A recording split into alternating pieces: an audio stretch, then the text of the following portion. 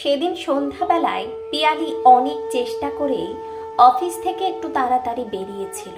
সকালবেলা কাজে বেরোনোর সময় দেখেছিল ছেলে বিল্টুর গায়ে বেশ জ্বর। ওষুধ খাইয়ে শাশুড়ি মা আর তিন্নির কাছে রেখে গেলেও সারাদিন তার মনটা বেশ অস্থির হয়েছিল। কাজের মাঝেও বারবার ছেলেটার মুখটাই চোখের সামনে ভেসে উঠছিল। অবশেষে সব কাজ শেষ করে সে মালিকের কাছে গিয়ে বলল, স্যার, আজ যদি একটু আগে বেরোতে দিতেন, আমার ছেলেটার খুব জ্বর। মালিক পরিস্থিতি বুঝে অনুমতি দিয়ে দিলেন।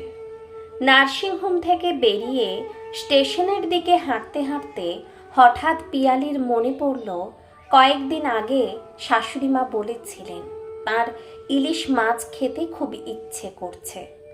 সে মনে মনে ভাবল, সংসারে যতই টানাটানি থাকুক, বয়স্ক মানুষটার ইচ্ছেটা যদি একদিন পূরণ করতে পারি তাতে ভালো লাগবে।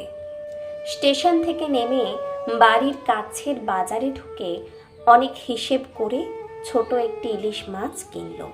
তারপর খিচুড়ির জন্য চাল, ডাল আর কিছু সবজিও নিল। মনে মনে ভাবল, বিল্টুটার জ্বর, আজ খিচুড়ি করলে ওর খেতে ভালো লাগবে। বাজারের ব্যাগ হাতে দ্রুত বাড়ি ফিরল সে। ঘরে ঢুকেই দেখল বিল্টুর গায়ে তখনও জ্বর।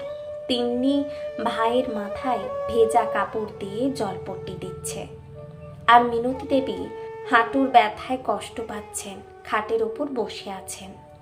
দৃশ্যটা দেখে পিয়ালির বুকটা মোচড় দিয়ে উঠল। তাড়াতাড়ি কাপড় বদলে এসে ছেলেকে ওষুধ খাইয়ে দিল। তারপর এক মুহূর্ত দেরি না করে রান্নাঘরে ঢুকে গেল। অল্প সময়ের মধ্যেই খিচুড়ি বসিয়ে দিল। যখন কড়াইতে ইলিশ মাছ ভাজতে শুরু করলো, তখন সারা বাড়ি জুড়ে ইলিশ মাছের সুগন্ধ ছড়িয়ে পড়ল। গন্ধ পেয়ে মিনতি দেবী ধীরে ধীরে রান্নাঘরের দরজায় এসে দাঁড়ালেন। কিছুটা অবাক হয়ে বললেন, বৌমা, তুমি সত্যি ইলিশ মাছ এনেছো? পিয়ালি হেসে বলল, হ্যাঁ মা, আপনি সেদিন বলেছিলেন না খেতে ইচ্ছে করছে, তাই ভাবলাম কষ্ট করে হলেও একদিন নিয়ে আসি। আর বিল্টুর জন্য খিচুড়িও বসিয়েছি, জ্বরের মুখে ভালো লাগবে। মিনতি দেবী কিছুক্ষণ চুপচাপ পিয়ালির মুখের দিকে তাকিয়ে রইলেন। সেই চোখে যেন এক মুহূর্তের জন্য মায়া ফুটে উঠেছিল। পিয়ালি মনে মনে ভাবল, মানুষটা আসলে খারাপ নন, কিন্তু